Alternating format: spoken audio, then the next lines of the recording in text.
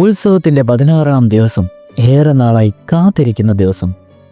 ഞാൻ ബ്രഹ്മമുഹൂർത്തത്തിൽ ഉണർന്ന് ഉദ്യാനത്തിലെ പൊയ്കയിൽ കുളിച്ച ശേഷം സ്വർണ്ണ നിർമ്മിതമായ പാർവതി ക്ഷേത്രത്തിൽ പൂജ ചെയ്യുവാനായി സഖിമാരുടെ കൂടെ പോയി. അപ്പോൾ എന്നെ കണ്ടാൽ ഒരു സന്യാസിനിയാണെന്ന് തോന്നുമായിരുന്നു. ദേഹത്ത് യാതൊരു ആഭരണവുമില്ല. നനവുള്ള മുടി സാഗര തരംഗങ്ങളെപ്പോലെ പുറത്തഴിഞ്ഞു കിടക്കുന്നു.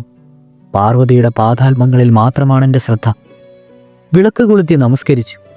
ഞാൻ പ്രാർത്ഥിച്ചു, ദേവി, പെണ്ണിൻ്റെ മാനം കാക്കണേ.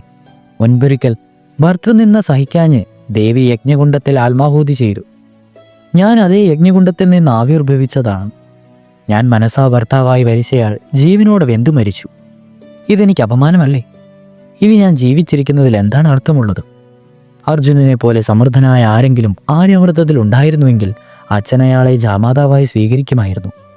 പക്ഷേ ഞാൻ അയാളെ എങ്ങനെ ഭർത്താവായി സ്വീകരിക്കും? ദേവി, വാസ്തവത്തിൽ ധർമ്മമൊന്നുണ്ടെങ്കിൽ എൻ്റെ സതീധർമ്മം കാത്തുരക്ഷിക്കണം. അപ്പോൾ ദേവിയുടെ ശിരസിൽ നിന്ന് ഒരു പൂവ് താഴെ വീണു. പൂജാരി ആ പൂവെടുത്ത് എനിക്ക് നൽകിക്കൊണ്ട് പറഞ്ഞു, ആഭീഷ്ട സിദ്ധി ഉണ്ടാകും. എന്താണതിൻ്റെ സൂചന? ദേവി ചിരിക്കുന്നുണ്ട്. ദേവി ചിരിച്ചാൽ ശുഭഫലം സുനിശ്ചിതമാണ്. മനസ്സ് പറഞ്ഞു, അർജുനൻ വരും, തീർച്ച.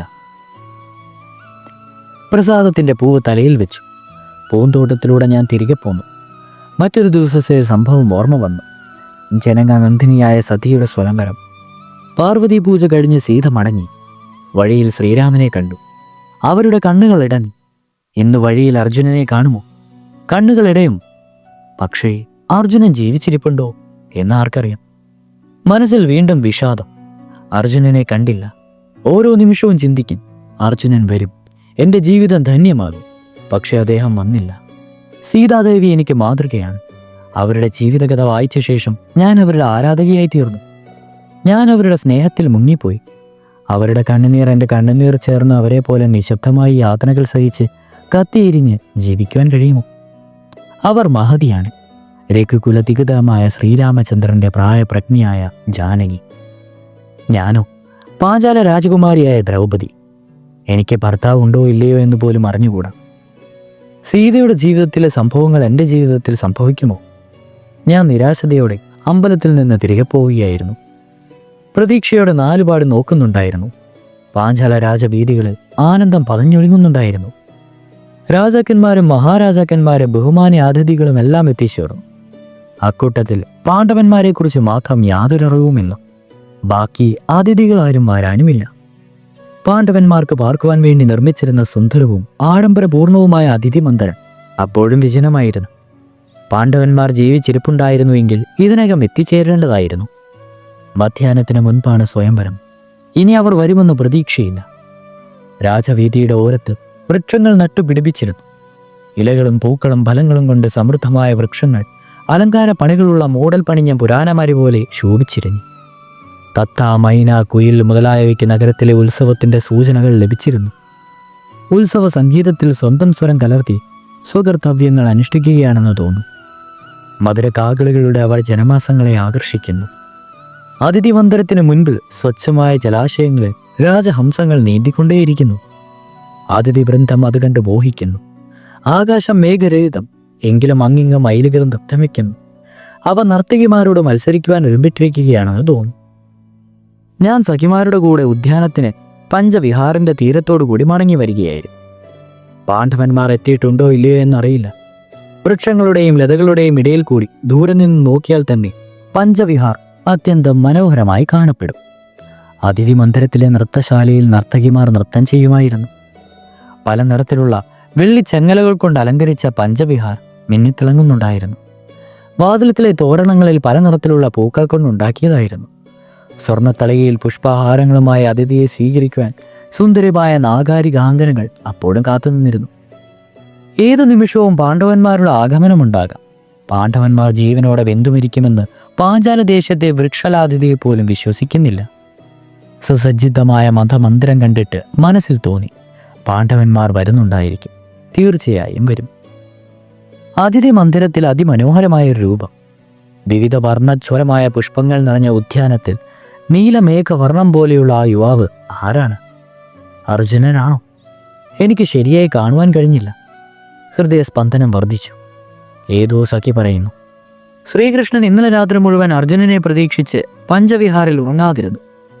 നിരാശാകരണം ഇപ്പോൾ വിടർന്ന ഈ നീലത്താമര വാടിയതുപോലെ കാണപ്പെടുന്നു.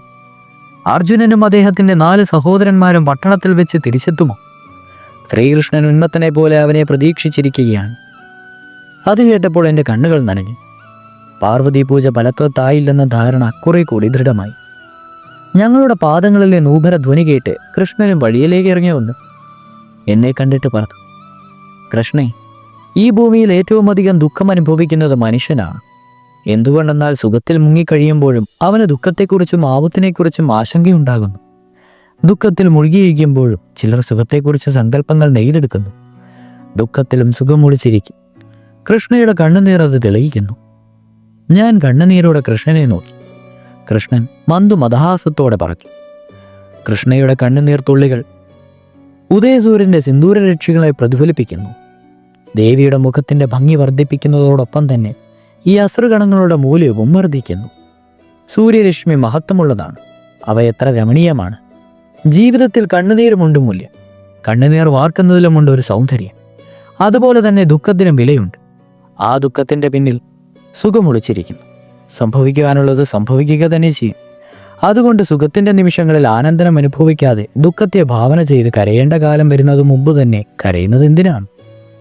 എനിക്കൊന്നും പറയുവാൻ സാധിച്ചില്ല. കൃഷ്ണനെ വന്ദിച്ചു. ഇന്ന് ഞാൻ എൻ്റെ ദുഃഖം ആർഗ്യമായി നൽകുകയായിരുന്നു. എൻ്റെ ഹൃദയത്തിൽ ദുഃഖമല്ലാതെ മറ്റൊന്നും അവശേഷിച്ചിരുന്നില്ല. ഹൃദയം ലഘുവായതുപോലെ തോന്നി. സ്വർണ്ണ നിർമ്മിതമായ മഞ്ചസിൽ മത്സരങ്ങൾ പങ്കെടുക്കുവാൻ വന്ന രാജാക്കന്മാർ ആസനസ്ഥരായി. സഭാസ്ഥലം മുഴുവൻ പന്തലിട്ട് മോടി പിടിപ്പിച്ചിരിക്കുന്നു. സ്വർണ്ണ നൂലും വെള്ളി നൂലും പതിച്ച പൊങ്ങലുകൾ മിന്നുന്നുണ്ടായിരുന്നു. മത്സരത്തിൽ പങ്കെടുക്കുവാനെത്തിയ രാജാക്കന്മാരും മഹാരാജാക്കന്മാരും ഭംഗിയായി അണിഞ്ഞൊരുങ്ങിയിരുന്നു. എല്ലാവരും സ്വയം കൃഷ്ണയ്ക്ക് അനുയോജ്യന്മാരാണെന്ന് കരുതി ആഹ്ലാദിക്കുന്നുണ്ടായിരുന്നു. പണ്ഡിതന്മാർ വിശേഷിപ്പിക്കേണ്ട ആസനങ്ങളിൽ ഇരിപ്പുറപ്പിച്ചു. ബ്രാഹ്മണന്മാർക്ക് വേറെ ഏർപ്പാടുകൾ ചെയ്തിരുന്നു. നഗരത്തിലെ കാണികൾക്കും സ്ത്രീകൾക്കും ഇരിക്കുവാൻ പ്രത്യേകം ക്രമീകരണങ്ങളും ഏർപ്പെടുത്തിയിട്ടുണ്ടായിരുന്നു. പ്രജകളെല്ലാം സുന്ദരമായ വസ്ത്രാഭരണങ്ങളാൽ അണിഞ്ഞിരുന്നു. സഭാതലം അവർക്ക് കാണാമെങ്കിലും അവരെ ആർക്കും കാണുവാൻ കഴിയാത്ത വിധത്തിലായിരുന്നു ദേവി നിർമ്മിച്ചിരുന്നത്. ഞാനോ എനിക്കെല്ലാവരുടെയും മുൻപിൽ ചെന്ന് നിൽക്കേണ്ടി വരും. ഞാൻ സ്വയംവര കന്യകയാണല്ലോ. എനിക്കെല്ലാവരുടെയും മുൻപിൽ സ്വയം പ്രദർശിപ്പിക്കേണ്ടി വരും. എൻ്റെ രൂപവും സൗന്ദര്യവും കണ്ടിട്ട് മത്സരത്തിൽ പങ്കെടുക്കുന്നവർക്ക് ശക്തി സമാഹരിക്കേണ്ടതുണ്ട്. സഖിമാർ പല പ്രകാരത്തിൽ എന്നെ അണിയിച്ചൊരുക്കി. ശുഭ്രവസ്ത്രവും ശുഭ്രപുഷ്പങ്ങളും കൊണ്ട് ദേഹം അലങ്കൃതമായിരുന്നു.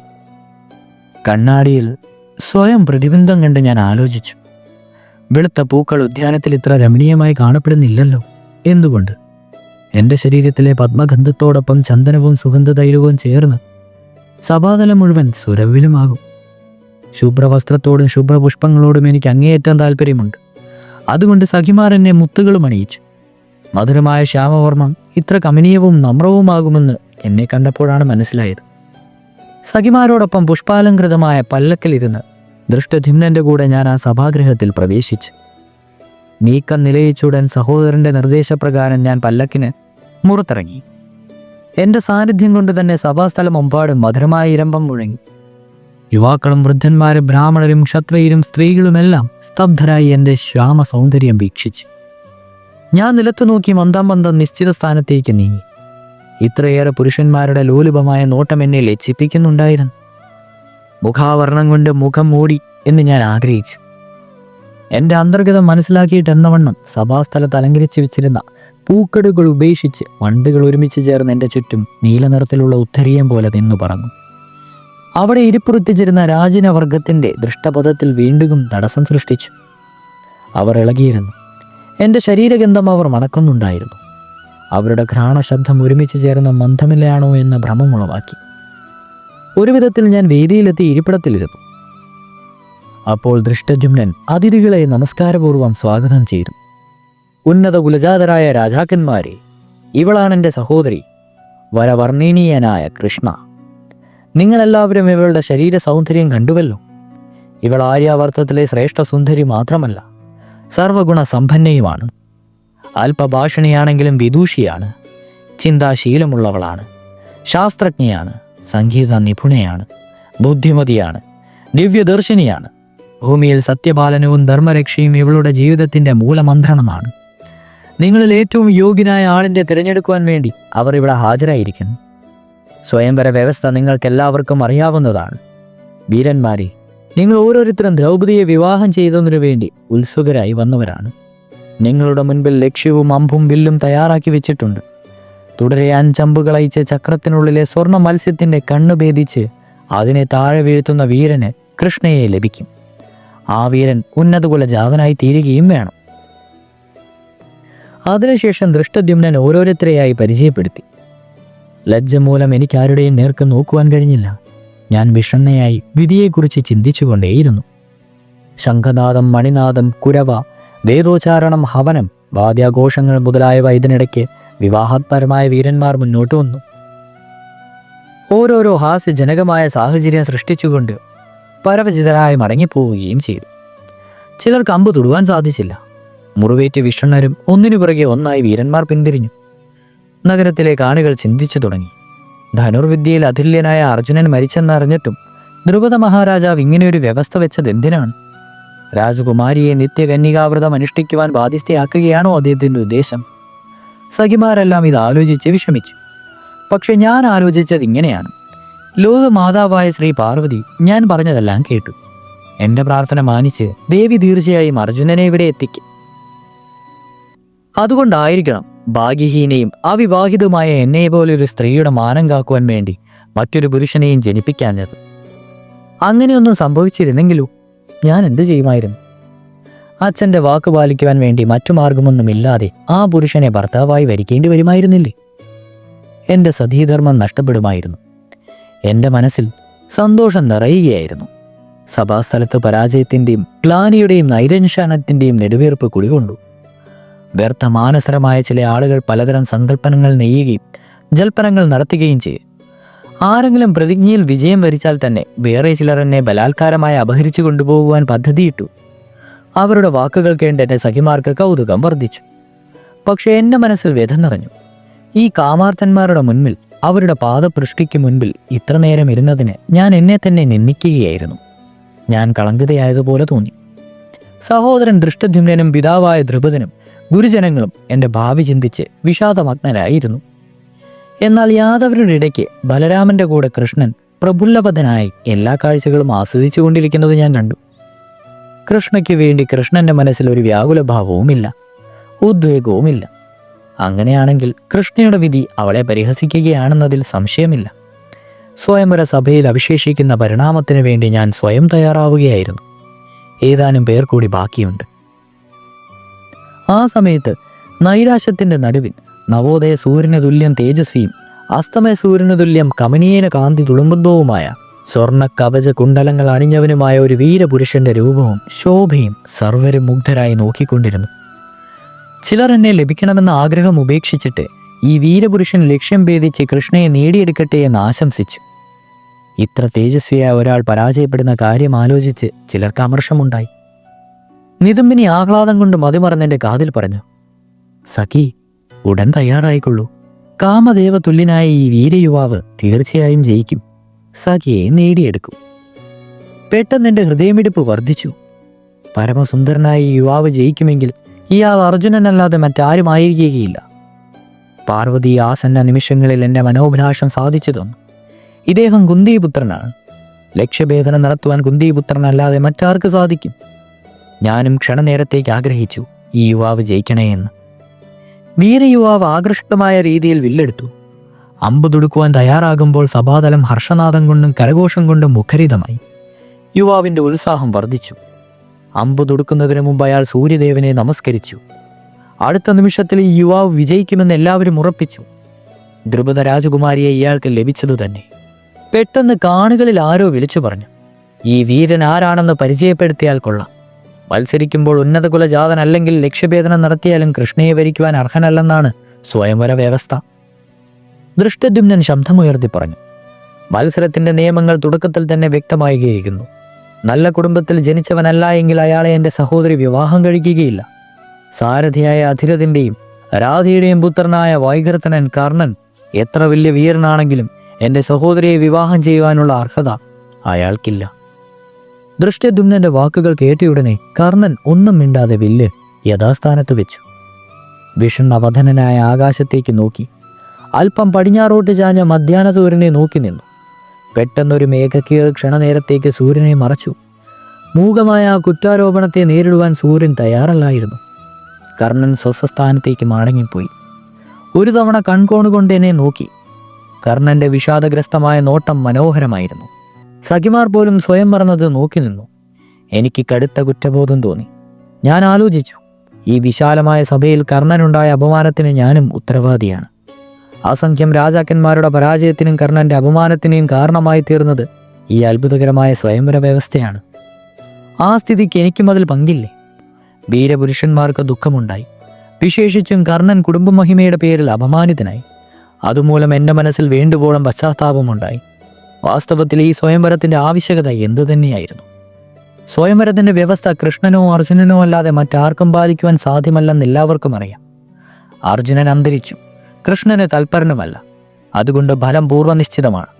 കർണന് വിജയസാധ്യതയുണ്ടെങ്കിൽ പോലും അദ്ദേഹം ഉന്നതകുല ജാനതനല്ല. ഇതെല്ലാം അറിഞ്ഞിരുന്നിട്ടും എന്നെ എല്ലാവരും മുൻപിലിരുത്തി പ്രദർശിപ്പിച്ച് എല്ലാവരെയും പ്രലോഭിപ്പിക്കുന്നത് എന്തിനാണ്? സുന്ദരമായ വാസ്തുവിൽ ഒരു മനുഷ്യനും ആകൃഷ്ടനാകുന്നു.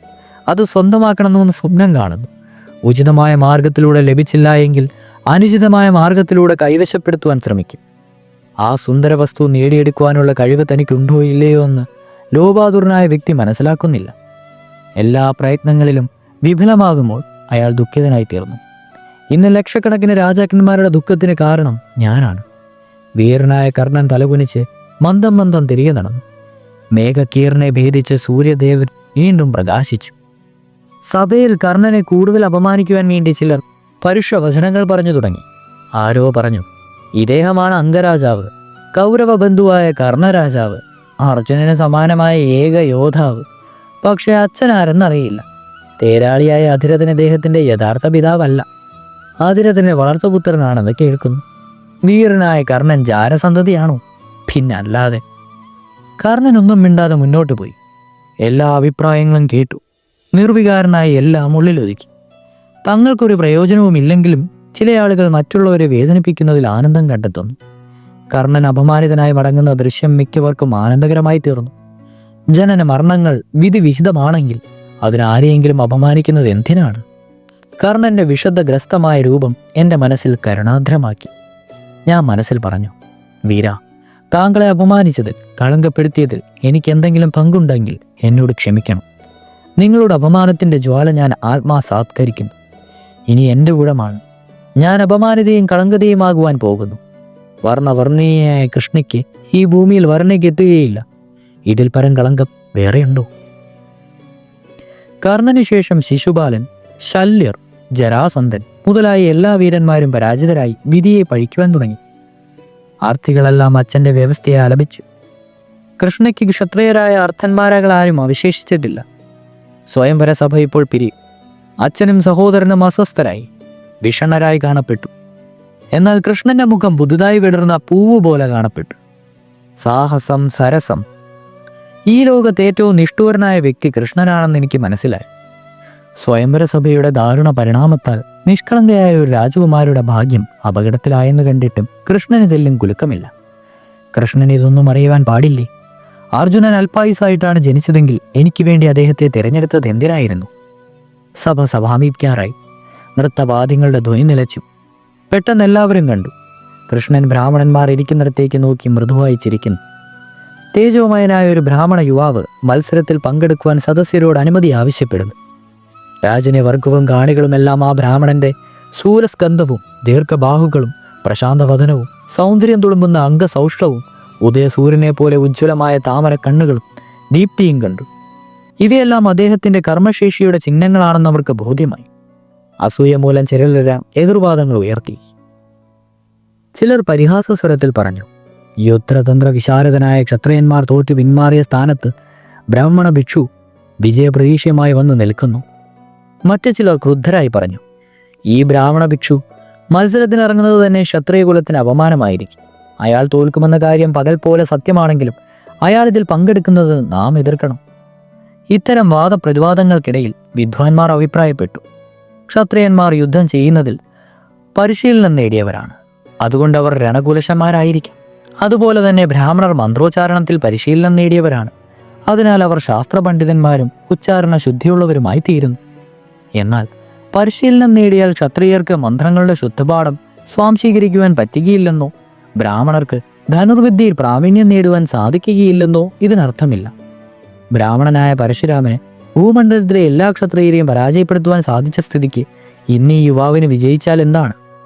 ജനനമല്ല, കർമ്മവും സാധനയുമാണ് മനുഷ്യന്റെ വ്യക്തിത്വത്തെ രൂപപ്പെടുത്തുന്നത്. അതുകൊണ്ട് ഉന്നത അഭിലാഷങ്ങളും അപൂർവ സൗന്ദര്യവുമുള്ള ഈ ബ്രാഹ്മണ യുവാവിന് മത്സരത്തിൽ പങ്കെടുക്കുവാനാണ്. പണ്ഡിതന്മാരുടെ അനുമതി നേടിയ ശേഷം യുവാവ് ലക്ഷ്യവേദത്തിനുള്ള വേദിക്കരയിൽ നിന്നു. അദ്ദേഹത്തിന്റെ രൂപം ദർശിച്ച മാത്രയിൽ എൻ്റെ നിരാശ നിബിദ്ധമായ മനസ്സിൽ മിന്നൽ പിണർ പുളഞ്ഞൊഴുകി. എനിക്കും തോന്നി, ഈ സൗമ്യ പുരുഷനെ എനിക്ക് വളരെ മുൻപേ അറിയാം, എങ്കിലും ഓർമ്മ വരുന്നില്ല. യുവാവ് മണ്ഡപത്തിനടുത്ത് നിന്നു. ഭൂമിയെയും ധർമ്മദേവനെയും പ്രണമിച്ചു. മന്ത്രഭദ്ര സ്വരത്തിൽ പറഞ്ഞു, കൃഷ്ണനും കൃഷ്ണയ്ക്കും നമസ്കാരം.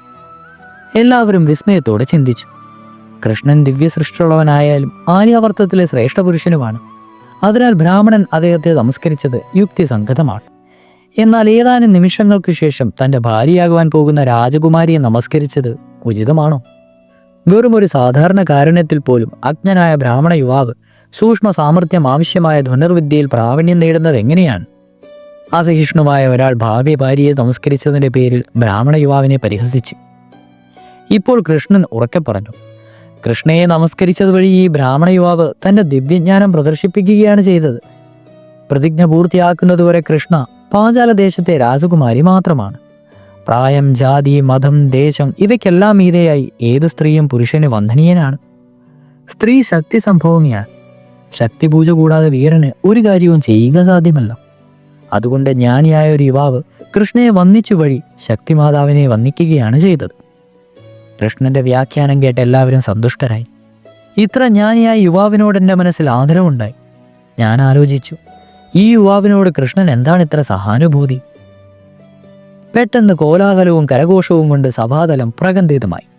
എല്ലാവരും വിസ്മയതപ്തരും മന്ത്രമുഗ്ധരുമായി. വിജയശ്രീ ലാളിതനായ അജ്ഞത ബ്രാഹ്മണനെ യുവാവിനെ നോക്കി നിന്നു. അദ്ദേഹമാകട്ടെ ഒന്നും സംഭവിക്കാത്ത മട്ടിൽ അവിടെ നിൽക്കുകയും ചെയ്തു. അദ്ദേഹം എല്ലാവരെയും വീണ്ടും നമസ്കരിച്ച് ഞൊടിയിടയിൽ 5 അമ്പുകൾ അയച്ച് ചക്രത്തിനുള്ളിലെ സ്വർണ്ണമീനിന്റെ കണ്ണു തുളച്ച് അതിനെ തറയിൽ വീഴ്ത്തി. 4 പാടും ഹർഷനാദം നിറഞ്ഞു. സഖിമാർ അർഘ്യതാലങ്ങളിൽ ഏന്തി ഒരുങ്ങി നിന്നു. ശംഖനാദം, കുരവ, വേദമന്ത്രങ്ങൾ, വാദ്യസംഗീതം മുതലായവയുടെ സമവേദ ധ്വനിയിൽ ആകാശവും ഭൂമിയും എല്ലാം കുലുങ്ങി. വരണമാലയവുമായി വേദിയിൽ നിന്നിറങ്ങുവാൻ നിർദ്ദേശം ലഭിച്ചു. ഞാൻ മുൻകൂട്ടി തന്നെ ഒരാളെ വരിച്ചു കഴിഞ്ഞിരുന്നു. അനേക ദിവസങ്ങളായി അർജുനന് സ്വയം സമർപ്പിക്കപ്പെട്ടവളാണ് ഞാൻ. അർജുനനല്ലാതെ മറ്റെന്തെങ്കിലും പുരുഷനെ ഞാൻ വരിക്കുന്നത് എങ്ങനെയാണ്? എൻ്റെ സ്ത്രീധർമ്മം നഷ്ടമാകും. അർജുനനല്ലാതെ മറ്റാരു പുരുഷൻ ജേതാവാകുമെന്നും ഞാൻ ഇങ്ങനെയൊരു വിഷമസ്ഥിതിയിൽ ഏർക്കപ്പെടുമെന്നും ഒരിക്കലും ചിന്തിച്ചിരുന്നില്ല. ഞാൻ പതുക്കെ പറഞ്ഞു, ചേട്ടാ, ഞാൻ എന്നെ അർജുനന് സമർപ്പിച്ചു കഴിഞ്ഞു. ഇനി മറ്റൊരുവനെ എങ്ങനെ വരിക്കും? ദൃഷ്ടദ്യുമ്നൻ വ്യക്തമായി പറയും, അർജുനന് വേണ്ടിയല്ല, ധർമ്മരക്ഷയ്ക്ക് വേണ്ടിയാണ് നീ ജനിച്ചത്. പിതാവിൻ്റെ ധർമ്മമാണ് പുത്രിയുടെ ധർമ്മം. പിതാവിൻ്റെ സത്യം പാലിക്കുവാൻ വേണ്ടി ശ്രീരാമചന്ദ്രൻ വനവാസത്തിന് പോയി. ദ്രുപദ മഹാരാജാവ് ആര്യാവർത്തത്തിലെ ശ്രേഷ്ഠനായ വീരനെ ജാതാമാതാക്കുവാൻ ആഗ്രഹിച്ചു. ഇന്ന് ആ ശ്രേഷ്ഠനായ വീരന്റെ പരീക്ഷ നടന്നു കഴിഞ്ഞു. നിന്റെ മുൻപിൽ അദ്ദേഹം നിൽക്കുന്നു. ഒട്ടും വൈകാതെ അച്ഛൻ്റെ സത്യം പാലിക്കൂ, പുത്രിയുടെ കർത്തവ്യം അനുഷ്ഠിക്കൂ. ദൃഷ്ടദ്യുമ്നൻ പറഞ്ഞത് സത്യമാണ്. അച്ഛൻ്റെ സത്യം പാലിക്കുവാൻ വേണ്ടി സ്ത്രീധർമ്മത്തിന് കളങ്കമേശിയാലും സാരമില്ല. എൻ്റെ ധർമ്മം നഷ്ടപ്പെട്ടാലും പിതാവിൻ്റെ ധർമ്മം രക്ഷിക്കണം. വരണമാലിയവുമായി ഞാൻ മന്ദം മുൻപോട്ട് നീങ്ങി. കൃഷ്ണൻ ചിരിച്ച മുഖത്തോട് ബലരാമനെ ആംഗ്യം കാട്ടിക്കൊണ്ട് ആ ബ്രാഹ്മണ യുവാവിൻ്റെ അടുത്ത് നിൽപ്പുണ്ടായിരുന്നു. ലജ്ജ കാരണം എൻ്റെ കണ്ണുകൾ കുറെ കൂടി കുനിഞ്ഞു. ബ്രാഹ്മണ യുവാവിൻ്റെ മുഖത്ത് നോക്കുവാൻ സങ്കോചം തോന്നി. അദ്ദേഹത്തിൻ്റെ കോമള പദയുഗങ്ങളിൽ ദൃഷ്ടിയൂന്നിക്കൊണ്ട് വരണമാലി മണിയങ്ങിയൊരുങ്ങി. സഖി നിതംബിനി മൃദുസ്വരത്തിൽ അറിയിച്ചു, കുമാരി എന്ത് ചെയ്യുവാൻ പോകുന്നു? ആരുടെ കരുത്തിലാണ് മാലയിടുവാൻ തുടങ്ങുന്നത്? ഇത് കൃഷ്ണനാണ്. ഞാൻ ലജ്ജയും സങ്കോചവും നിമിത്തം അല്പം പിന്നോട്ട് നീങ്ങി. മുൻപിൽ താമര പോലെ സദൃശ്യങ്ങളായ 4 പാദങ്ങൾ കണ്ടു. 2 പേരുടെയും പാദങ്ങൾക്ക് എന്തൊരു സാമ്യം! കൃഷ്ണന്റെ പാദങ്ങളേവാ, ബ്രാഹ്മണ യുവാവിൻ്റെ പാദങ്ങളേവാ. മുഖത്ത് നോക്കാതെ വ്യത്യാസം മനസ്സിലാക്കുവാൻ പ്രയാസമാണ്. ഗത്യന്തരമില്ലാതെ ഞാൻ തലയുയർത്തി. നീലകമല നേത്രയായ കൃഷ്ണൻ മുത്കവ ഭാവത്തോടെ എന്നെ നോക്കുകയാണ്. എനിക്ക് തോന്നി, മുഖാകൃതി അല്പം ഭിന്നമായിരുന്നു, പക്ഷേ കണ്ണുകൾ അതുപോലെ തന്നെ. ഇതും കൃഷ്ണന്റെ മായ തന്നെ. മനസ്സിലാരോ പറഞ്ഞു, ഹേ കൃഷ്ണ, അങ്ങെല്ലാത്തിലും അടങ്ങിയിരിക്കുന്നു. അങ്ങനെയെങ്കിൽ സഖാവായ അർജുനനിലും ഈ ബ്രാഹ്മണ യുവാവിലും അങ്ങുണ്ടായിരിക്കുമല്ലോ. അതുകൊണ്ട് ഈ വീരയുവാവും അർജുനനെ പോലെ തന്നെ ഞാൻ ബ്രാഹ്മണ യുവാവിൽ അർജുനനെ സങ്കല്പിച്ച് ദേഹവും മനസ്സും വാക്കും അർപ്പിച്ച് ഇദ്ദേഹത്തെ വരിക്കും. ഇന്നു മുതൽ ഈ യുവാവാണ് എൻ്റെ അർജുനൻ. ഞാൻ മനസ്സിൽ ഉറപ്പിച്ചു. ഇന്നു മുതൽ കൃഷ്ണനെ സഖാവെന്ന് വിളിക്കുവാൻ ഞാൻ അവൻ്റെ സ്വാമിയോട് അപേക്ഷിക്കും. അദ്ദേഹം ലജ്ജ വന്നമ്രമായ എൻ്റെ മുഖം കണ്ട് മൃദുവായി മന്ദഹസിച്ചു. കൃഷ്ണന്റെ മുഖവും അദ്ദേഹത്തിൻ്റെ മുഖവും തമ്മിൽ സാദൃശ്യമുണ്ടെന്ന് എനിക്ക് തോന്നി. അതുകൊണ്ടായിരിക്കണം അദ്ദേഹത്തെ പരിചയമുണ്ടെന്ന് പ്രഥമ ദൃഷ്ട്യാ എനിക്ക് തോന്നിയത്. അദ്ദേഹത്തോട് എനിക്ക് ആകർഷണം തോന്നിയതും വാസ്തവത്തിൽ കൃഷ്ണൻ എന്തോ അത്ഭുതകരമായ ഒരു ആകർഷണ ശക്തി ഉണ്ട്. അദ്ദേഹത്തിൻ്റെ ഏതെങ്കിലും ഒരു അവയവം കണ്ടാൽ ലൗകിക ദുഃഖങ്ങളിൽ നിന്നും മോചനം ലഭിക്കും. അതുകൊണ്ട് കൃഷ്ണനോട് എത്ര പരിഭവമുണ്ടെങ്കിലും അദ്ദേഹത്തെ കാണുമ്പോൾ ഞാൻ എല്ലാം മറന്നുപോകും. എൻ്റെ ഭാവനയുടെ സ്രോതസ് തടസ്സപ്പെട്ടു. കൃഷ്ണൻ മധുരവും ആമോദപൂർണവുമായ സ്വരത്തിൽ പറഞ്ഞു, കൃഷ്ണേ, ആരംഭം മുതൽ ഇങ്ങനെ തെറ്റായി ധരിക്കുന്നത് ഉചിതമല്ല. മുഖത്തോട് നോക്കിയില്ലായിരുന്നുവെങ്കിൽ വർണ്ണമാലിയം ഇപ്പോൾ എൻ്റെ മാറിൽ കിടന്നുമായിരുന്നു. അപരിചിതനായ ഈ വീരയുവാവ് ഉത്തരക്ഷണത്തിൽ എൻ്റെ പ്രാണനെടുക്കി പകരം വീട്ടുമായിരുന്നു. കൃഷ്ണ ദീർഘവീക്ഷണമുള്ളവളാണ്. മുന്നോട്ട് നോക്കി വഴി നടക്കേണ്ടത് കൃഷ്ണയുടെ ധർമ്മമാണ്.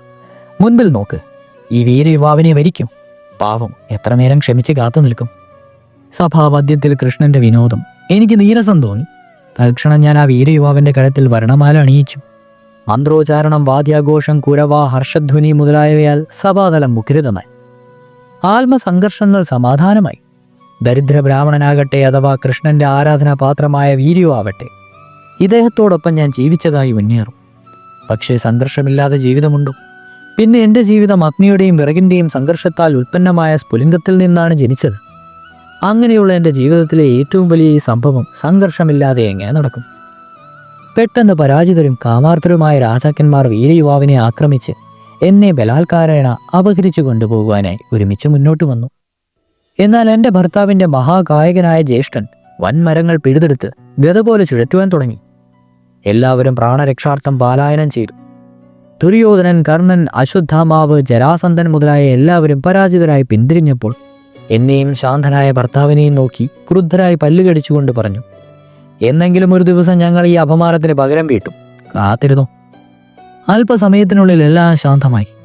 എൻ്റെ ഭർത്താവും സഹോദരന്മാരും കൂടി എന്നെ അവരുടെ അമ്മയുടെ അടുത്തേക്ക് കൂട്ടിക്കൊണ്ടുപോയി. അവരുടെ അമ്മ ഏകചക്ര നഗരത്തിൽ ഒറ്റയ്ക്കിരിക്കുകയായിരുന്നു. അമ്മയുടെ ആശീർവാദം വാങ്ങിയ ശേഷമേ വിവാഹകർമ്മം നടക്കൂ. 5 ബ്രാഹ്മണ സഹോദരന്മാരും ജ്യേഷ്ഠനും ഏകചക്രയിലേക്ക് പോയി. അച്ഛൻ 5 രഥങ്ങൾ ഏർപ്പാട് ചെയ്തു.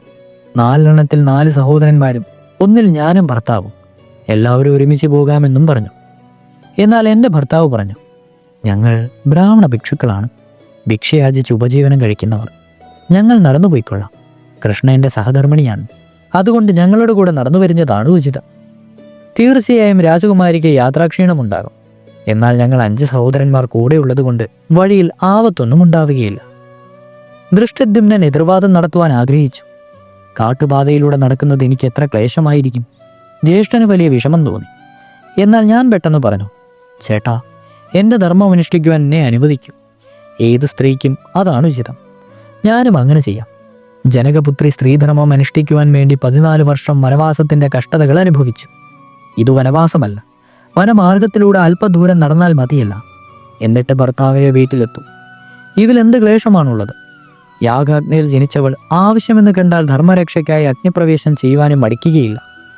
എന്നെ സന്തോഷത്തോടെ യാത്രയാക്കൂ. ആർക്കും എന്നെ വാക്കുകൾ കൊണ്ട് മറുപടി പറയുവാനില്ലായിരുന്നു. അച്ഛൻ്റെ കണ്ണുകളിൽ കണ്ണുനീർ തുള്ളികൾ തുളുമ്പുന്നതായി ഞാൻ കണ്ടു. ഒരുപക്ഷെ അദ്ദേഹം ദുഃഖിക്കുന്നുണ്ടായിരിക്കാം. ഹസ്തനാപുരിയിലെ രാജകുമാരനായ തൃതീയ പാണ്ഡവൻ എവിടെ? കുലവും ശീലവും അജ്ഞാതമായ ഈ ബ്രാഹ്മണ ഭിക്ഷു എവിടെ? ഇക്കാര്യം ചിന്തിച്ചെൻ്റെ മനസ്സിലും ദുഃഖമുണ്ടായിരുന്നില്ല.